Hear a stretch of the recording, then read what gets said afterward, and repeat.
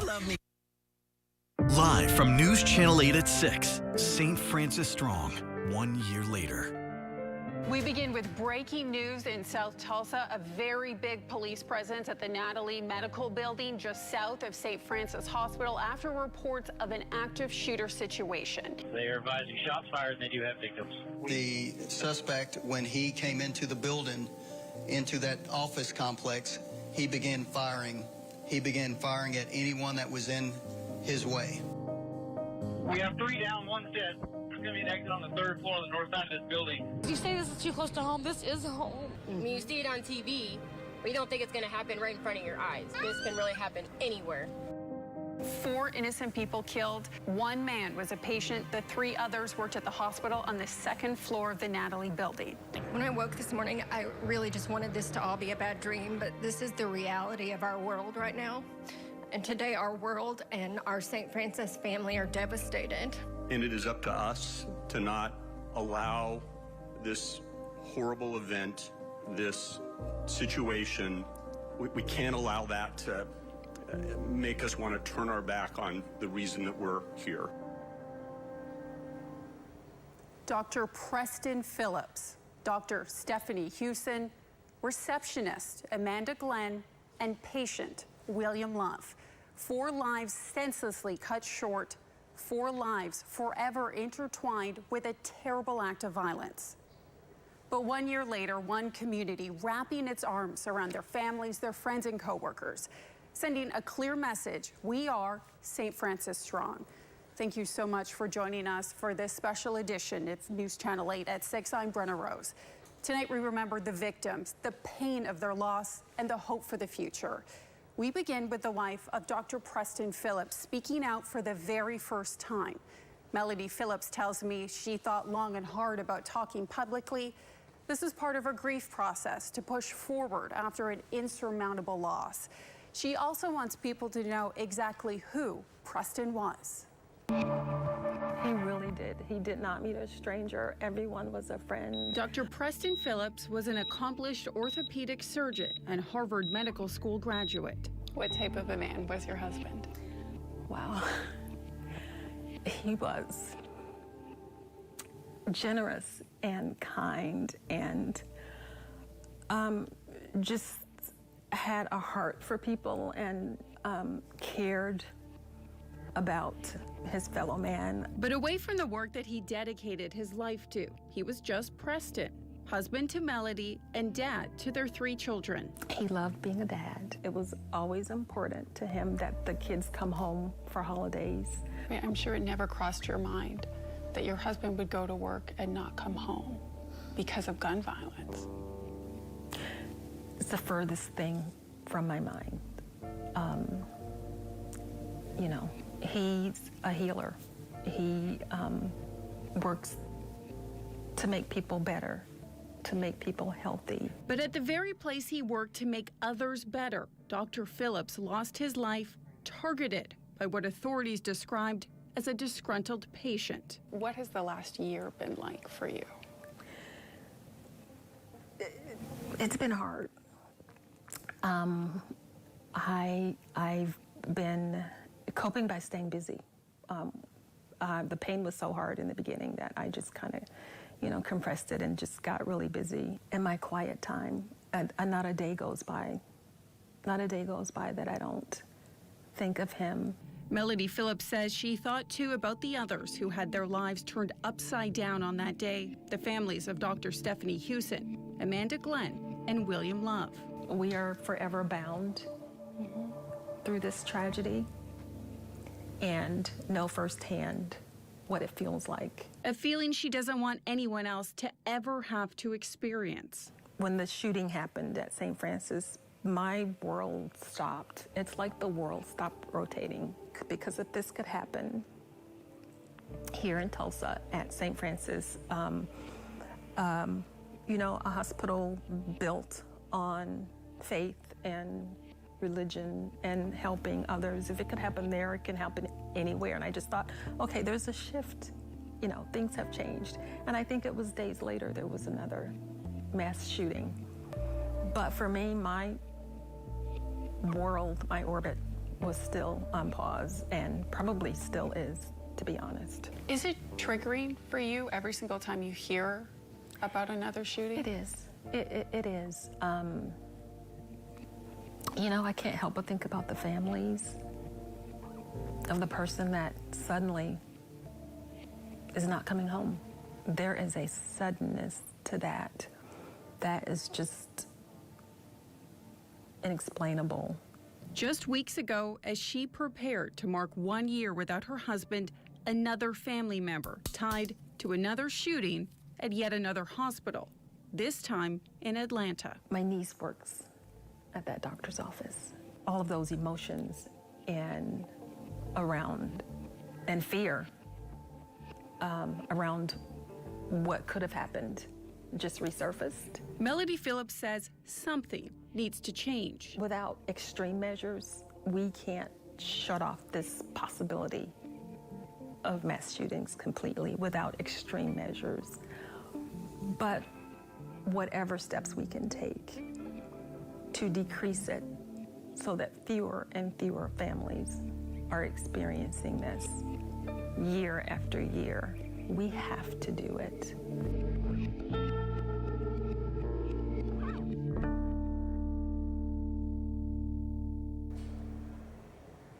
Dr. Phillips' family is planning a scholarship in his name specifically to help Black doctors.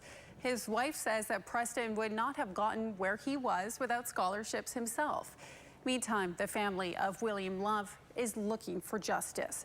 They filed a lawsuit against the hospital, saying that he never should have died there. News Channel 8's Daniela Ibarra is breaking this story for us tonight. And Daniela, how is the Love family doing? Brenna, William Love's family is broken. Their attorney tells me it was too tough for them to even come to the ceremonies today here at Saint Francis. There are a couple of things the Love family wants you to know about William. He is a proud military veteran. He served in Vietnam and did a few tours there. He loved his country, but he loved his family even more. Mr. Love was a proud grandparent and girl dad. He shared more than 50 years of his life with his childhood sweetheart, Deborah. And 1 year ago today, he sacrificed his life to make sure Deborah got out of the Natalie Building safely. Now, the Love family, they are taking a major step to make sure that nobody has to go through the same pain they did. We spoke with their attorney about the lawsuit that they were filing, and coming up at 10, you'll get to hear our exclusive interview. Brenna. Daniela, thank you for your reporting. Balancing safety and security with privacy and patient care. That's something that Saint Francis says is top of mind. I talked with some of the hospital's top leaders about what's changed since the shooting and what still needs to be done. Major 23923 Sound out for a shooting at the Natalie Building. I started to kind of hear some commotion outside of my office. Oh, it is a multiple shooter situation. They're running in. And then I heard another one of my colleagues yell, get your keys, Ryan, there's a shooting. Major 23923 Sound out for a shooting at the Natalie Building. Oh my God, he's getting his rifle out of his trunk. They're all getting their rifles, and it's in a medical building. Third-party information. Caller advised she was on a video chat with a doctor on the second floor. He told her to call the police. There had been a shooting. As a wave of first responders rushed to St. Francis Hospital, Dr. Ryan Parker was inside, putting the active shooter training she never wanted to have to use into action. I think they're in the back of your mind that even before the event happened, especially in the emergency department. The gunman, recovering from a recent surgery done by Dr. Preston Phillips, walked through the parking garage into the Natalie Medical Building. There's going to be 1,000 questions that we as an organization are going to need to answer, including why this happened. Now, police had said the suspect blamed Dr. Phillips for his pain following surgery, and he called repeatedly. Can you give any more insight into that call? And specifically, was he looking for pain medication? You know, I don't think that it's appropriate for me to speak to the specifics about patient care. What I will say is that, you know, we've obviously had the opportunity to review what we could review in our records, and their pain wasn't an issue that the perpetrator was complaining about. The incident highlights the vulnerabilities of hospitals and healthcare workers. Or what have you done this last year to make sure that people here feel safe? Well, like I said, I don't know that we'll ever feel safe. I think the realization that our society that we live in, but we have addressed, many of the things that we think can improve the safety and security of both for our patients and our staff. That includes increased training and sorting through suggestions from hundreds of staff members. We're making things easier for the employee to report into us, empowering them, giving them a sense that your opinion and your voice matters to us. As the security director, Julie Harris has been tasked with tightening the systems already in place and finding new ones, like body-worn cameras and calling anyone who makes a threat. How many calls are we talking about? Are you doing this on a daily basis? I can tell you, yes, we're doing it on a daily basis. Some of our scariest threats, once we call them, they say, oh, I didn't realize what I said could be taken that way. I didn't mean it that way. She says that proactive approach is working. We're not going to promise them that they won't get arrested if they continue that bad behavior. We're not going to say that. It's up to them. Which has happened numerous times over the last year. You obviously have spent the last year doing whatever you can to make this building as safe as possible and to train the staff in this building what to look for. Is there anything that lawmakers could do to help with that effort? Harsher penalties for those that commit a violent act against a healthcare worker. In 2020, the Medical Care Provider Protection Act was signed into law to increase penalties for aggravated assault and battery against medical professionals. But NewsChannel 8 has found at least one case where the charge was downgraded from a felony to a misdemeanor that resulted in only a $500 fine. We experienced a very extreme form on June 1st, but truly workplace violence is something that happens literally every day in our hospital. We sorted through hundreds of incidents of verbal and physical abuse against healthcare professionals obtained through a records request since the Medical Care Provider Protection Act went into effect. They reported being punched, kicked, bit, scratched, headbutted, spat at, choked, groped, verbally and sexually abused, and slapped by patients. And just 2 months before the Saint Francis shooting, a 56-year-old woman threatened to, quote, take out a doctor at an orthopedics office over her bill. I don't know if it's the pandemic or it's just a natural progression it seems to be getting worse every year, and it's been doing that now for quite a while. Regardless of policy, Dr. Parker hopes Tulsans take a moment to reflect. We don't need a law that forces us to be kind to somebody or to de-escalate that or to put forth, kindness and support and care of other human beings. Oh my God, he's getting his rifle out of his trunk. They're all getting their rifles, and it's in a medical building. Amanda Glenn was working the reception desk in Dr. Phillips' office when the gunman stormed in. She left behind a devoted husband and 2 boys. A family spokesperson sent us an audio message saying how hard the past year has been, especially the holidays.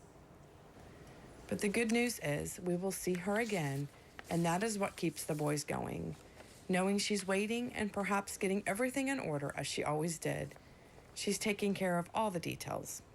Sticky notes everywhere to remind her what needs to be done to help prepare a place in heaven for her family. Family is doing the best it can to heal and create some kind of new normal without Amanda. Dr. Stephanie Hewson grew up in Ponca City and went on to study medicine at Oklahoma State University. Now her classmates from the class of 2004 are helping to keep her memory and passion for others alive. They've created a scholarship in her name. An amazing testament to the doctor that Dr. Hewson was and how important it was, one, to be a physician, but also to care about your neighbors and your community. And I think that that's really what the scholarship represents. So far, they've raised more than $60,000. Coming up next, what was said at the scene 1 year ago that Mayor Bynum remembers to this day. It's real Star Wars Galactic Celebration. We're out of this world, aren't we? Yes. And the contestants are true fans. Every single room in the house has something Star Wars in it. Can you tell I love Star Wars? yours. Wheel of Fortune, weeknights at 6:30 on News Channel 8. Every day, Oklahoma families care for their older parents and spouses, helping them to remain safely at home. It's not easy. Family caregivers assist with everything from bathing and dressing to medical tasks and transportation. They spend thousands of dollars stretching their budgets and dipping into savings. That's why many Oklahoma lawmakers support a tax credit for family caregivers. They've earned it. Tell Governor Stitt, sign HB 1029X now. Moving forward with node-positive breast cancer is overwhelming, but I never just found my way. I made it and did all I could to prevent recurrence. Verzenio reduces the risk of recurrence of HR-positive, HER2-negative, node-positive early breast cancer with a high chance of returning, as determined by your doctor when added to hormone therapy. Hormone therapy works outside the cell, while Verzenio works inside to help stop the growth of cancer cells. Diarrhea is common, may be severe, or cause dehydration or infection. At the first sign, call your doctor, start an antidiarrheal, and drink fluids. Before taking Verzenio, tell your doctor about any fever, chills, or other signs of infection. Verzenio may cause low white blood cell counts, which may cause serious infection that can lead to death. Life-threatening lung inflammation can occur. Tell your doctor about any new or worsening trouble breathing, cough, or chest pain. Serious liver problems can happen. Symptoms include fatigue, appetite loss, stomach pain, and bleeding or bruising. Blood clots that can lead to death have occurred. Tell your doctor if you have pain or swelling in your arms or legs, shortness of breath, chest pain, and rapid breathing or heart rate, or if you are nursing, pregnant, or plan to be. I'm making my own way forward. Ask your doctor about everyday Verzenio. Since 1999, Windows by Jeff has made homes beautiful and comfortable again with quality replacement windows and doors, including the Anderson Fibrex Composite 100 series. Affordable, energy efficient, stylish, and built to last with financing options available. Your home is your most valuable asset, and Windows by Jeff is the name you trust for superior craftsmanship and quality service. Call or text today, 918-528-6230, or visit windowsbyjeff.com. Wendy's Strawberry Frosty is back for the summer, so Tyler's been spending a lot of Frosty time outside. Ooh. What? Bro, you look like a strawberry. It'll even out. Choose wisely. Choose Wendy's. Now open late. Grand Canyon University specializes in helping you fit a master's degree in education into your busy day. Your graduation team, led by your own GCU counselor, provides you with the personal support you need to succeed. Find your purpose. Visit gcu.edu. Martial arts is my passion. I work out whenever I can. But with my moderate to severe eczema, it can be tough. Now I'm staying ahead of it. Dupixent helps heal your skin from within, so you can have clearer skin and noticeably less itch. Serious allergic reactions can occur that can be severe. Tell your doctor about new or worsening eye problems such as eye pain or vision changes, including blurred vision, joint aches and pain, or a parasitic infection. Don't change or stop asthma medicines without talking to your doctor. Ask your doctor about Dupixent. Want more from your vitamins? Get more with Nature's Bounty. From the first ever triple action sleep supplement to daily digestive support to more wellness solutions every day. Get more with Nature's Bounty. Wendy's $3 breakfast deal, it's the kind of breakfast that really sticks with you. Tyler, breakfast. Hey, buddy. Your choice of breakfast croissant plus seasoned potatoes for just $3. Choose wisely. Choose Wendy's $3 breakfast deal. Nearly every Tulsan knows someone whose life has been touched by the work of the staff at Saint Francis Hospital. Mayor G.T. Bynum is no exception, and he was there within minutes of a gunman taking the lives of the 4 victims that June evening. Let's go back to Daniela Ibarra, who is outside of Saint Francis. And Daniela, what was that conversation like? Brenna, Mayor Bynum was very thoughtful. He wants Tulsans to remember what happened here at Saint Francis and reflect on the change he says needs to happen. That's a sacred ground for us in Tulsa. Sacred ground tainted by tragedy. At Saint Francis, where lives are saved, 4 innocent people lost theirs. Every time you drive by, you think about it. What did it feel like getting there and being there? It was terrible. These people have families, children, husbands, wives, whatever, and they're gone. Tulsa Mayor G.T. Bynum remembers that warm June evening, illuminated by police lights and pierced by the wail of sirens. Amidst the chaos, Mayor Bynum says a conversation with one officer sticks with him. And he said, Merritt looked like the beaches in Normandy out here. It was a reminder just how courageous these first responders that we have are in an instant like that. Bynum says he felt useless, but wanted to be there for those who needed him. It was heartbreaking. It was powerful for those who realized their loved one was still alive, but also to know that there are families that did not get that reunion. That night, he wanted the focus on those families. So if we want to have a policy discussion, that is something to be had in the future, but not tonight. Is now the time for that discussion? I think that discussion has started since then. The concern I had then was people immediately wanted to start having a gun control debate when we still had 4 victims who had not even been identified yet. Bynum says Dr. Stephanie Hewson's parents reached out for help. They want to take this just heartbreaking tragedy of losing their daughter and their sister, but not have that be just in vain. And what they asked me was, will you work with us to support gun safety awareness? I said 100%. What the Hewsons want, they believe, is simple. Everybody should support keeping guns locked up so they don't get in the hands of somebody who shouldn't have them. Greg and Joyce Hewson tell News Channel 8 they're focusing their grief on preventing more lives from being lost to gun violence. They want people to press their lawmakers for change. In a statement, they say they believe God's heart is broken when, quote, evil walks in with an automatic rifle and takes the lives of innocent victims. Do you think lawmakers have done enough to try to prevent a tragedy like this from happening again here in Tulsa? When I hear our chief of police say that we need better background checks, we need better gun safety in place, and we need people to do a better job of securing their firearms, I think all of those I completely agree with. And I would hope that legislators are listening to him too. Not everyone agrees with Bynum. It's a clear violation of, and it's unconstitutional to delay any person a purchase of a firearm. Mayor Bynum wants Tulsans to remember the heroes. There wasn't hesitation. They were ready to go in. He says the bravery is best displayed in the body camera footage from the first officer who rushed in. It still gets him. And all I could find myself thinking was, please just get there and save him. Get there and save him. But you know he's not going to make it. And even today, I get choked up thinking about that, knowing how hard they wanted to get there and save those folks. And it was just too late. In Bynum's eyes, the heroes don't just pin on badges. They wear scrubs, too. They were there right after it happened. They still continue to show up every day to continue to save the lives of Tulsans. And my hope is that on the anniversary that our community takes opportunity to remember these folks and think about in our own hearts what we can be doing to honor them. And Mayor Bynum told me after the shooting, he set up a meeting between Tulsa Police and Tulsa Public Schools. He said he wanted to have a plan in place in case anything ever happened at a school here in Tulsa.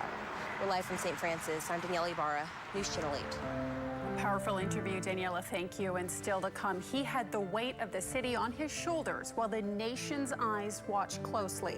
Tulsa SWAT captain talks about what was going through his mind 1 year ago. Looking for a large selection, the biggest savings, and best service? Then shop at Hahn Appliance Warehouse during our Memorial Day sale. You'll find incredible markdowns on laundry, refrigeration, and more. And as always, our appliance experts are here to help. Put us to the test. TCC's Tulsa Achieves Scholarship is easy math. If you're a Tulsa County graduating high school senior with a 2.0 GPA, you can attend TCC with your first 2 years tuition and fees covered. It's that simple. 2 years free. And that's whether you're working to transfer to a 4-year university or completing one of our Work Ready programs. College doesn't have to be expensive, and degrees change lives. 2 years, 1 degree, less debt. Achieve more at TCC. Come into Hahn Appliance this week to save $700 on this Wi-Fi-enabled LG front-load laundry pair. Both huge capacity and steam cycles. This LG washer and dryer are just $7.99 each. You save 30%. The Hahn Appliance Memorial Day sale going on now.